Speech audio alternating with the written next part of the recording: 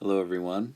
In this video we are going to talk about the Pardoner's Prologue, which is the prologue is like what happens before the story. And so in this case we have some of the frame tale, the discussion of what are the pilgrims doing and what are they saying, and as sort of an introduction to the story. The story that the Pardoner is going to tell is going to be completely different characters because he's making it up, he's telling the story. So we start with the pilgrims, then we go to the story that the Pardoner is telling, and then you'll see at the end we go back to see the pilgrims again as he is speaking to them.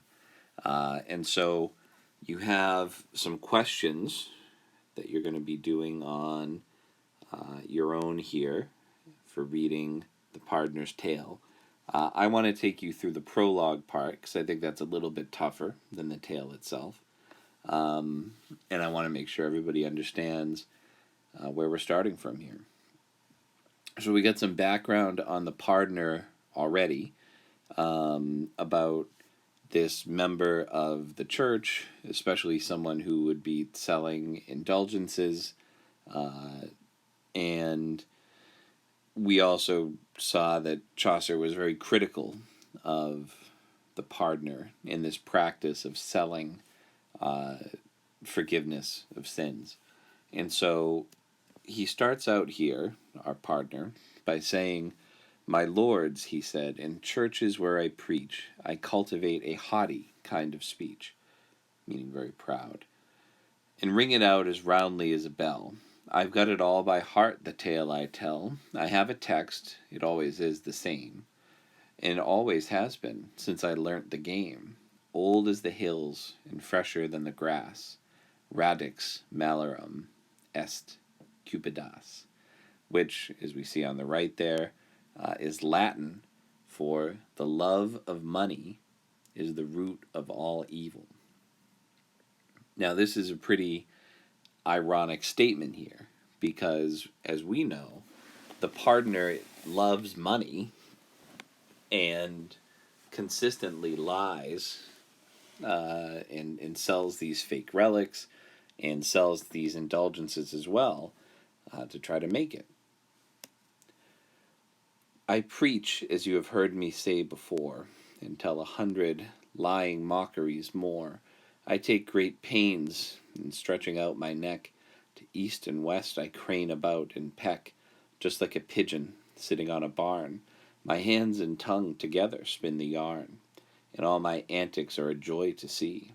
The curse of avarice," avarice meaning greed, "and cupidity, is all my sermon, for it frees the pelf, out comes the pence, and specially for myself.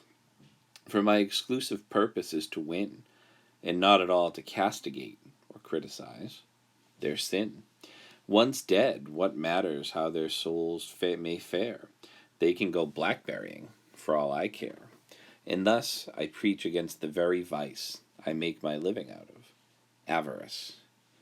And so here we have a couple different examples of irony in our prologue. Number one is situational irony, which is when we expect the opposite, where something happens that is the opposite of what we expect. And so in this case, you have somebody who is working for the church, presumably to help people get into heaven, and instead we have an incredibly greedy person who, as he says here down the bottom, right around there we go. "Once dead, what matter how their souls may fare? They can go blackberrying for all I care." Why would I care about what happens to somebody's soul? He's asking here. And we also have some irony here in that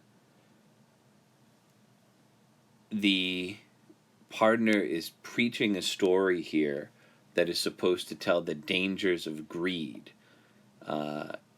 It's greed that is his own defining characteristic. And we're going to see at the end of the story, after he tells it, He's even going to come back and ask, like, hey, who wants to buy an indulgence? Who wants to buy this or that? Because that's how committed he is to, even though he's explaining, like, hey, listen, I don't even believe this stuff. I just want everybody's money. He's still going to try to sell stuff after his story here. So we have a couple quotations there that I just went through and talked about that could be helpful for your questions. And after this, you have the story, The Pardoner's Tale. I would like you to read it. You have some questions here that should help guide you to a lot of understanding about what happens in it. We're going to review this when I am back next week. And I'm going to go through and I will probably do one of those things where I will ask you to just like hold up your questions and or walk around, and maybe I don't know, maybe I'll collect them. Maybe I'll just check and make sure everybody did them, but there might be some kind of small like point, like, hey, 5 out of 5, you did it kind of thing. But please make sure that you do a good job with your reading, a good job answering your questions, because that's really going to help you out for the quiz we're going to be taking here on the 7th, and it is definitely going to help you out on the midterm. All right, enjoy The Pardoner's Tale. Make sure you finish those 13 questions that are assigned with it, and I will talk to you soon.